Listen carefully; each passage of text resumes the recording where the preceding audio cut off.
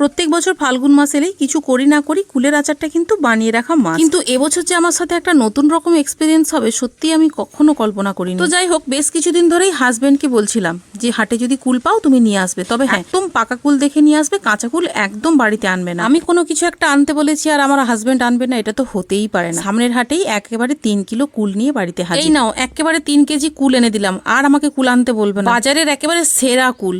কত করে নিয়েছে?